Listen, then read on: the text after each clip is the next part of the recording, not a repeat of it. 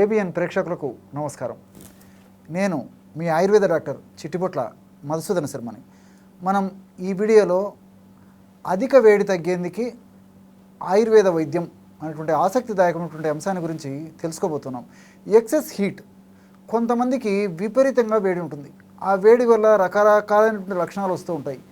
ఇందులో కొంతమందిలో కొన్ని సీజన్స్లోనే ఈ వేడికి సంబంధించి వేడి లక్షణాలు వస్తుంటే, కొంతమందిలో మాత్రం మరి సంవత్సరం అంతా కూడా ఈ యొక్క వేడి లక్షణాలు వస్తూ చాలా ఇబ్బంది పెట్టేటువంటి పరిస్థితి ఏర్పడుతుంటుంది.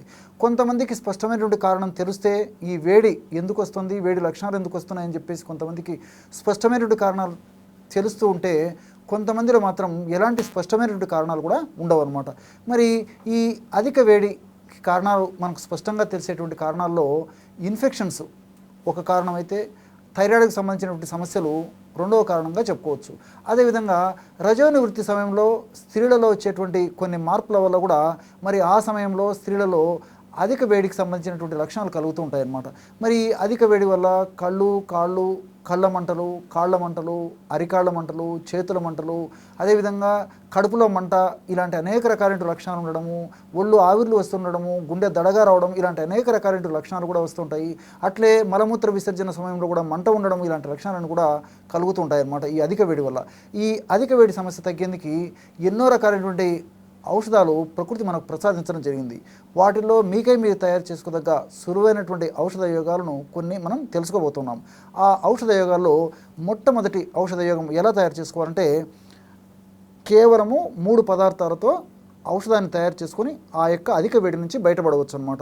జీలకర్రను వేయించి చేసినటువంటి చూర్ణము ఒక 50 గ్రాములు తీసుకోండి. మీకు ఔషధం తయారు చేసి చూపించేందుకు ఇక్కడ కొద్దిగా మాత్రమే కలపడం జరుగుతుందన్నమాట. మీరు జీలకర్రను వేయించేసేసి చూర్ణంలాగా తయారు చేసుకొని ఒక 50 గ్రాములు జీలకర్ర చూర్ణం తీసుకోండి. అలాగే ఎలాచి చూర్ణం తెలుసు కదా, ఎలాచి కార్డమం అనేటువంటి పేరుతో పిలుస్తుంటారు, ఏలక్కాయలు అనేటువంటి పేరుతో పిలుస్తుంటారు. ఈ ఏలక్కాయలపై పొట్టు తొలగించేసి లోపల ఉన్నటువంటి నల్లటి పప్పుని మిక్సీలో వేసేసి ఆ యొక్క మిక్సీలో వేగా వచ్చినటువంటి ఆ యొక్క పౌడర్ని మనం ఒక 5 గ్రాములు తీసుకోవాలన్నమాట. సో ఈ యొక్క ఎలాచి పౌడర్లో కూడా అధిక వేడి తగ్గించేందుకు అద్భుతమైనటువంటి రసాయన ఔషధ గుణాలు పొందుపరచడం జరిగిందనమాట ప్రకృతి. అలాగే మూడవ పదార్థంగా పటిక బెల్లం పొడి, దీన్నే కలకండ పొడి, కండశర్కర పొడి, నవ్వుబోతు పొడి, ఇలా రకరకాల పేర్లతో పిలుస్తుంటారు. కలకండ అన్నా, పటిక బెల్లం అన్నా, మిశ్రీ అన్నా, ఏ పేరైనా పదార్థం మాత్రం ఒక్కటే. ఈ యొక్క పటిక బెల్లం పొడి ఒక 50 గ్రాములు తీసుకోండి. జీలకర్ర పొడి 50 గ్రాములు, ఎలాచి పొడి 5 గ్రాములు, అదేవిధంగా పటిక బెల్లం పొడి ఒక 50 గ్రాములు తీసుకోవాలన్నమాట. ఈ 3 పదార్థాలు కూడా శరీరంలో అధికంగా ఉత్పత్తి అయినటువంటి పిత్తదోషాన్ని తగ్గించేసి, పిత్తదోషం వల్ల కలిగేటువంటి అధిక వేడి లక్షణాలను తగ్గించేటువంటి అద్భుతమైనటువంటి రసాయన ఔషధ గుణాలు మరి ఈ 3 పదార్థాలు ఉండడం వల్ల, ఈ 3 పదార్థాలు కలిపి మనం ఔషధంగా తయారు చేసుకున్నాం కాబట్టి ఫలితాలు మరింత శీఘ్రంగా, సత్వరమే, శక్తివంతంగా వెంటనే కలిగేందుకు అవకాశం ఏర్పడుతుంది. కేవలము ఒక పావు నిమిషం లేదా అర నిమిషంలోనే బ్రహ్మాండమైనటువంటి అధిక వేడిని తగ్గించేటువంటి చూర్ణం రెడీ అయిపోయింది.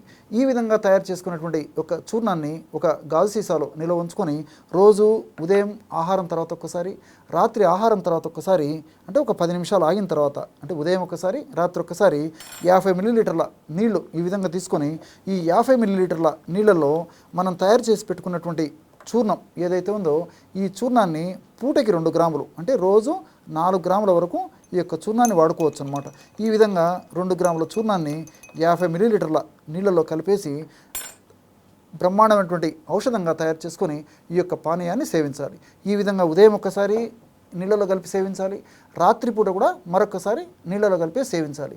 ఈ విధంగా క్రమం తప్పకుండా ఈ యొక్క ఔషధాన్ని ఈ పద్ధతిలో వాడుకోవడం వల్ల నేను చెప్పినటువంటి పద్ధతిలో శరీరంలో అధికంగా సంచితమైనటువంటి పిత్తదోషం తగ్గిపోయి ఆ వేడి లక్షణాలు తగ్గిపోవడం వల్ల మనసు కుదుటపడేటువంటి పరిస్థితి ఏర్పడుతుంది.